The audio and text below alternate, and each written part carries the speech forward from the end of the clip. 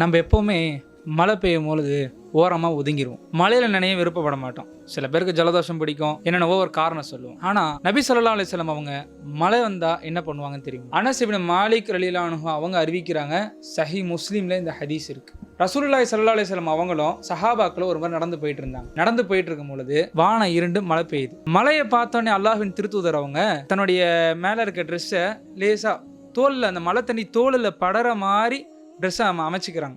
மேலே படுது அந்த மழை தண்ணி. யார் ரசூலுல்லாஹ், எதுக்காக நீங்கள் இப்படி பண்ணுறீங்க அப்படி கேட்டதுக்கு ரசூலுல்லாஹ் சொன்னாங்க, மழை என்பது அல்லாஹுடைய ரஹ்மத்தில் ஒன்று. அல்லாஹுடைய ரஹ்மத் என் மேலே விழணுன்றதுக்காக நான் இப்படி பண்ணுறேன் அப்படின்னு சொன்னாங்க. அல்லாஹ்வின் திருத்தூதர் அவங்க மழை பெய்யும் போது ஒரு துவா ஒன்று செய்வாங்க, அல்லாஹும்ம ஸய்யிபன் நாஃபியா, யா அல்லாஹ் இந்த மழையை எங்களுக்கு பயன் தரக்கூடிய மழையாக ஆக்குவாயாக அப்படின்னு ஒரு துவா செய்வாங்க. இருக்கிற நேரத்தில் மழை பெஞ்சுதுன்னு சொன்னால் இந்த மறந்த சுன்னத்தை ஹயாத்தாக்குங்க. மழையில் லேசாக நீங்கள் நினைஞ்சுக்கோங்க. அல்லாஹ்விடத்தில் இப்படி துவாவும் செய்யுங்க, யா அல்லாஹ் இந்த மலை எங்களுக்கு நன்மையாக்கித்தான். அஸ்ஸலாமு அலைக்கும் வரஹ்மத்துல்லாஹி வபரகாத்துஹு.